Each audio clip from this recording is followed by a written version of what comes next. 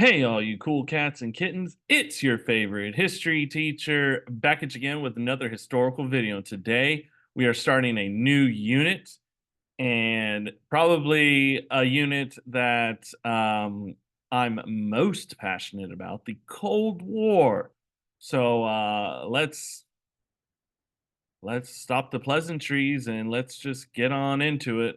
We got a lot to cover in one lecture, and it's a lot. I'm just gonna say it's a lot. There are what, 9 total slides of writing, but it is very much it's a lot of writing. Sorry. All right. So, like I said, there are 3 titles to this. So if you want to do your Unit 8 title page, you want to call it the Cold War, go ahead. That's our unit. Unit 8, the Cold War. Okay. And then at the upper part of your margin on another page, the Cold War, which is chapter 13 in your textbook. And then what we're talking about today, the Cold War begins because your book is so great at, beginning lessons. The Cold War begins. If you remember from World War One and World War Two, it said World War One begins and World War Two begins. And guess what the end said? World War One ends, World War Two ends. So, anyways, Cold War begins, chapter 13, lesson 1. That was your warm up. Okay, objective students will sequence events surrounding the Cold War, compare and contrast information to learn how political divisions led to the arms race, and understand that the policy of containment sought to prevent the spread of communism. All right, so this ain't that bad, am I right? All right, post World War II. So after the Axis powers were defeated, the differences between the US and Soviet Union became very much apparent. Stalin feared the capitalist West, and Western leaders still had a great fear of communism. It wasn't surprising that these two different political and economic systems resulted in conflict. Because of its need to feel secure on its Western borders, the Soviet Union was not prepared to give up its control over Eastern Europe after Germany's defeat, nor were American leaders willing to give up the power and prestige the US had gained throughout the world. Prestige worldwide. Suspicious of each other's motives, mainly Stalin, the Soviet Union and the United States soon became rivals. And Eastern Europe was the arena of the first disagreement. The US and Great Britain believed that these liberated, freed countries should freely determine their own governments. They get to choose. Stalin feared that these nations would be anti Soviet, remember from last unit, so if they were permitted to have free elections. So he, of course, opposed the idea. And that was on your test last time, right? And having freed Eastern Europe from the Nazis, the Soviet army stayed in the conquered areas and set up pro Soviet regimes in Poland, Romania, Bulgaria, and Hungary. So, really, Stalin doesn't want to give up his territory.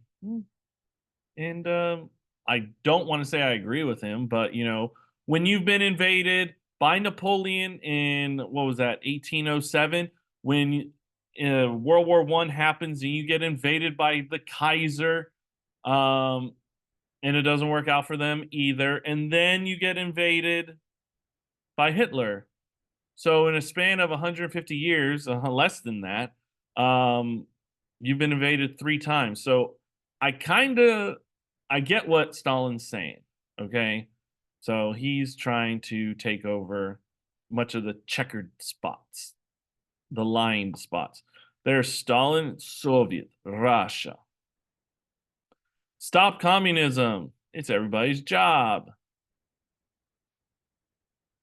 This is after the war. This famous picture. I believe it's come into some controversy because, as the story goes, this nurse was pulled off from the street and he kind of forced himself upon her.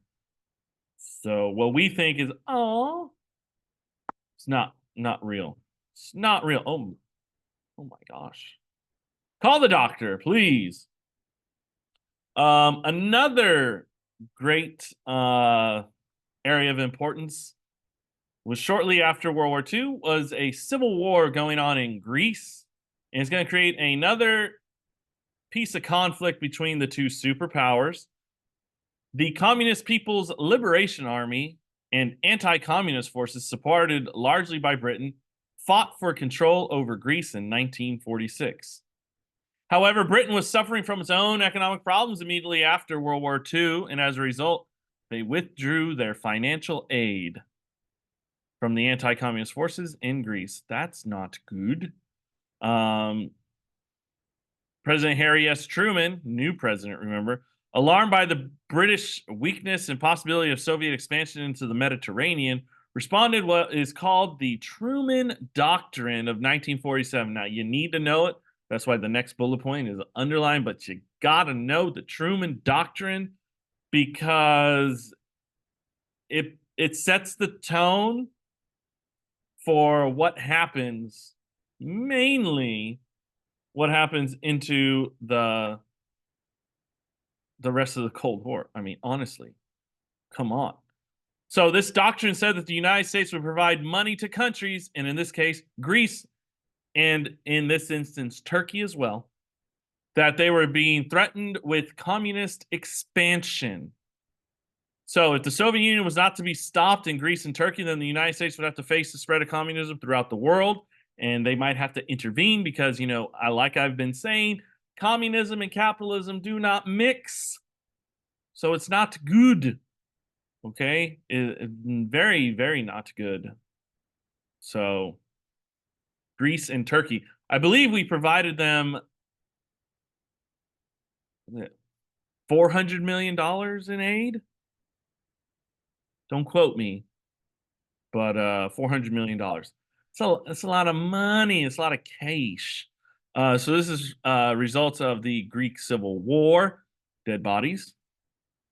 The red areas, as you can tell, if you know anything about communism, and this is the islands and peninsula of Greece. The red is communist infiltration. And here you got Stalin looking over at Greece, and are we a chess piece or not? And here you have this political cartoon making fun of the United States, aid to Greece and Turkey, but Uncle Sam is blindfolded. And it's kind of showing we don't know what we're doing or where we're going on this new American foreign policy. We don't know what's on the other side, and we're going into it very blind.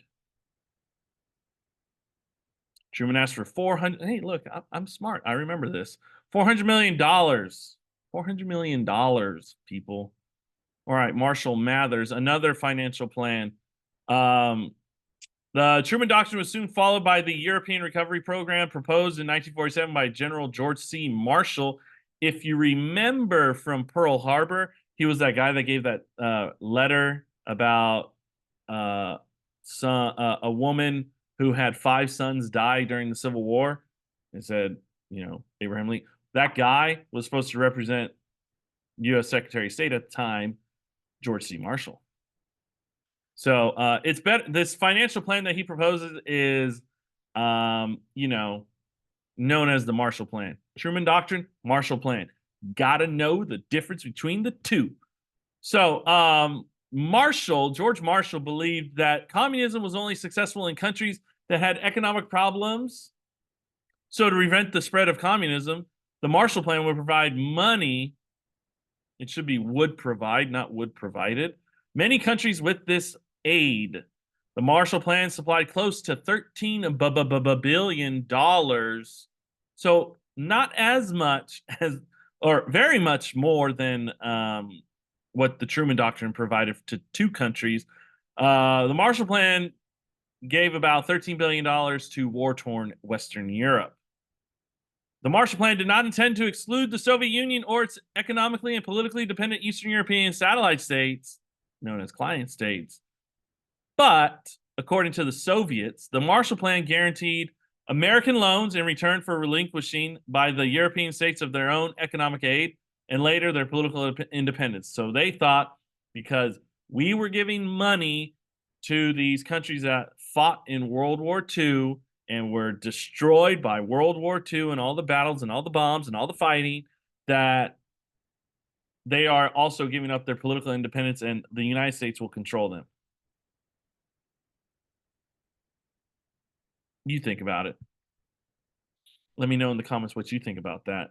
The Soviets saw the Marshall Plan as an attempt to buy the support of the smaller European countries against which they would, support the United States and go against the Soviets. And as you know, Stalin didn't want that. Stalin doesn't like change. Geez, that's George C. Marshall. This is the Marshall Plan. Whatever the weather, we only reach welfare together. So these are the countries who received aid in purple. They were already receiving aid, BT dubs. I can't see these numbers over here. Agriculture, meat, milk. Here's Stalin playing basketball. You gotta have a meme if this is a meme, it's a political cartoon. The Marshall Plan going into the hoop of European recovery and Stalin trying to goaltend or block that. Ooh, comic containment. I know I tried to play on words, you know me, dad jokes, cringe, so extra. That's me. In 1949, the Soviet Union responded to the Marshall Plan by founding the Council for Mutual Economic Assistance, or Comecon, for the economic cooperation of its European states. I'm sorry, I can't take this serious. Comecon was meant to counteract the Marshall Plan, especially in Eastern Europe, but it failed because the Soviets were unable to provide very much in the way of financial aid. Oh, the Soviet Union. So funny. By 1947, their split between the U.S. and the Soviet Union had become a way of life. In July 1947, a man named George Kennan, a well-known U.S. diplomat with a knowledge of Soviet affairs, I believe he was ambassador to the Soviet Union or worked in an Eastern European country and had knowledge of it. So, anyways, he writes back to the United States government saying, we should devise a plan to prevent the spread of communism because communism bad. All right. So he argued for a policy of containment. Okay. Test question, final question. You got to know containment, which was organized to keep communism within its existing boundaries and to prevent further Soviet aggressive moves. So, like I said in the KWL chat, you're not trying to end communism with containment. Like it says, you're trying to contain it, prevent it from spreading. So, the idea of the Truman Doctrine and containment are like simpatico, and containment of the Soviet Union and communism became a U.S. formal policy. I'm going to say diplomacy. This is Comic-Con. It's very comical. Haha. So here you have the United States. We're taking over Japan, or Japan, China, Pakistan, Israel, Western Europe, USA, going to the USSR, and the USSR is spreading. They're represented as a bear. It is what it is. That's George Kennan. And we'll talk about this when we talk about the domino theory. Germany divided. So as we talked about at the end of World War II, Germany gets divided. The fate of Germany also became a source of heated, that should be heated, not headed, heated contention between the Soviets and the West. At the end of World War II, the Allied powers had divided Germany into 4 occupation zones, each occupied by one of the winners: USA, Great Britain, France, capitalist, democratic, and the Soviet Union, communist. The city of Berlin itself, located deep in the Soviet zone, was also divided into 4 zones with the same 4 countries. The foreign ministers of the 4 occupying powers met repeatedly in an attempt to arrive at a final peace treaty with Germany, but they had little success. At the same time, GB, Great Britain, France, and the USA gradually began to merge their zones economically. By February 1948, those three countries were making plans to unify their three western sections of Germany and their sections in Berlin to create a West German state and a West Berlin. The Soviets reacted with a blockade of West Berlin, which allowed neither trucks nor trains nor barges to enter the city's three western zones. Food and supplies could no longer get through the to the 2.5 million people in these living in these zones, and the Russians had hoped to secure economic control of all Berlin because Berlin was in their zone, and to force all Western powers to halt the creation of a separate West German state. So, you know, it is what it is. You have here's the division, remember, West Germany, East Germany, and here's Berlin. Again, Berlin split into four. Wait, that's not Berlin. Okay, that's Germany after World War II, and then this is Berlin. As you can see, Berlin is over here. These three unite and try and form West Germany and stay capitalist democratic. And you have over here Berlin, Berlin, Berlin. Here you got a bear again, covering Berlin. How to close the gap? What do you do? Airlift. I don't know why I didn't underline it, but you need to know the Berlin airlift. So the Western powers faced this dilemma. No one wanted to risk World War III. Therefore, an attempt to break through the Soviet blockade with tanks and trucks was ruled out. However, how could the people in the western zones of Berlin be kept alive when the whole city was blockaded inside the Soviet zone? It's like, what do we do? If we send troops there, no doubt there's going to be more war. I mean, this is after World War II. Tensions are still high, especially between these two countries. So the solution was the Berlin airlift because, hey, we're only providing humanitarian aid, you know, supplies, toilet paper, medicine, milk, basic necessities, right? And if you shoot down a plane who's just bringing humanitarian aid, that is the chess piece. That is the creme de la creme, the rook, not the rook, but you know, the queen, because you know the queen's the most important piece on a chessboard. So what are you going to do about it? What are the Germans going to do about it? Because or what are the Soviets going to do about it? Because if they shoot it down, most definitely it's an act of war, and both countries don't want to be bombed on. So it's called the Berlin Airlift. Supplies will be flown by American and British airplanes from their sectors and into West Berlin. For more than 10 months, more than 200,000 flights carried 2.3 million tons, which is about 4.6 million pounds of supplies. And at the height of the Berlin airlift, 13,000 tons of supplies were flown daily to West Berlin. The Soviets, not wanting war, gave in and lifted the blockade May 1949. The blockade of Berlin increased tensions between the Soviet Union and the United States and also brought the separation of Germany into two separate states. You have, in September 1949, the Federal Republic of Germany, aka West Germany, formally created, and its new capital was at Bonn. And less than a month later, a separate East German state, the German Democratic Republic, was set up by the Soviets, and its capital was in East Berlin. Berlin was now divided into two parts, and it was a reminder, again, of the division between the West and the East. Oh, Berlin, Berlin, Berlin. So here's a plan, areas of where they would fly in from here, go back to sell, and fly back, resupply. It was like non-stop, okay? Like literal, you play Call of Duty, literal care packages, people. Like, there you go. Again, here's some division between the two. All right, the cold spreads. It's like in Game of Thrones. Anyways, 1949, the Cold War spread from Europe and to the rest of the world. The communist victory in the Chinese Civil War, which we'll talk about next lecture, created a new communist regime and strengthened fears of the U.S. about the spread of communism across the world. And so the search for security during the Cold War led to the formation of new military alliances. Test questions.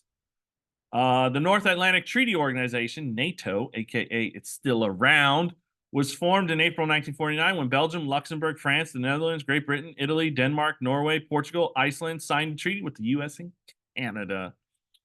I believe there are more countries in NATO nowadays. These powers agreed to provide mutual help if any of them were attacked. A few years later, Greece and Turkey joined with West Germany into NATO.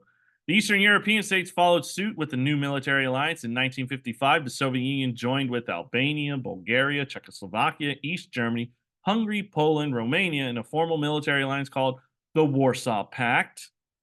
The alliance operated, which was in your warm up, the alliance operated much like NATO in that member states were required to provide mutual help if any other member was attacked. The USSR also wanted to increase its sphere of influence and to protect its territories in Eastern Europe. The alliance, the Soviet Union hoped, would further its control over the militaries in its Eastern European allies. Europe was once again divided into hostile alliance systems, just as it had been before World War I and World War II. New military alliances spread to the rest of the world after the US became involved in the Korean War. Much on that later in this chapter. The war began in 1958 in an attempt for a communist government of North Korea allied with the Soviet Union to take over South Korea. The Korean War confirmed American fears of communist expansion. More determined than ever to contain Soviet power, the US extended its military alliances all around the world. And by the mid 1950s, the US was in military alliances with 42 countries across the world. Around the world, around the. Okay, so you have, I believe it's after NATO, it's also CETO, Southeast Asia Alliance Treaty Organization. And then you had like CENTO, which was the Central European Treaty Organization, Central European, Central Asia. I believe it was Britain, Turkey, Pakistan. I don't have pictures of it, but just know there were other ones. So here's the Chinese Civil War. Like I said, we're talking about in the next lecture. And this is the change. Remember, they were having a civil war before World War II even started. If you remember that lecture between Chiang Kai-shek and Mao Zedong, here's NATO and Warsaw Pact. All right, welcome to the gun show. By the mid-1950s, the Soviet Union and the United States had become involved in growing arms race between the both countries, building up their armies, increasing their size of their weapons arsenal, and competing over advancements in nuclear weapons technology. Nuclear weapons added to the increasingly frightening element to the arms race as each superpower raced to build deadlier bombs and farther-reaching delivery systems. By the mid-1950s, the U.S. feared that the Soviet Union was gaining ground in the arms race. Remember, we were told, the U.S. scientists told our government that the Soviets didn't have the technology for another 10 years. Boy, were they wrong, because the Soviet Union set off its first atomic bomb in 1949. That's 4 years after World War II ended. In the early 1950s, the Soviet Union and the U.S. developed even a deadlier hydrogen bomb. And by the mid-1950s, both had intercontinental ballistic missiles, ICBMs, which now made it more capable of sending bombs anywhere across the globe. The Soviet Union and USSR now work to build up stockpiles of nuclear weapons. The search for security soon took the form of deterrence, where this policy held that huge arsenals on both sides would prevent war, just like they thought the bigger countries in these alliances, you're not going to attack us, because if you do, we're just going to come gang up on you, 3v1. Well, now it's like, well, I got all these weapons. I can choose, I can pull out of a hat and drop nuclear bombs on whatever city you want or whatever city I want and destroy your country. So this belief of deterrence was that neither side would launch a nuclear attack, because both knew if the other side would strike back, and it would be kind of very destructive. So in 1957, the Soviets sent Sputnik 1, the first human-made space satellite, to orbit the Earth. New fears seized the American public. Was there a missile gap between the Soviet Union and the USSR? Oh man, they're so worried. Or could the USSR build a military base in outer space where it could dominate the world and send nuclear missiles from outer space to America? Like, what are the possibilities of that? They just made a satellite. And, you know, hindsight 2020, this was the biggest time. This was so fearful, so frightening in the world. They had school. I don't know if you remember watching Boy Meets World, but there was an episode where they went back in the past, and there were fears during this era. They had school. What do you call it? What do you call those things where we go out to the field? Fire drills. They had school drills for protecting yourselves against a nuclear attack. That's how serious it was, people. It was really, really serious. It doesn't sound so great, but for what it is, that's the Russian nuclear bomb picture being tested. Atomic blast in Russia. Truman says Russia set it off. Here's the hydrogen bomb. Bikini Bottom, who lives in a pineapple under the sea. SpongeBob SquarePants, and that's Sputnik. Build up that wall. Nikita Khrushchev, who emerged as the new leader of the Soviet Union in 1955, tried to take advantage of American concern over missiles to solve the problem of West Berlin. West Berlin remained an island boy of prosperity in the midst of the relatively poverty-stricken East Germany. Many East Germans, tired of communist repression, managed to escape East Germany by fleeing through West Berlin.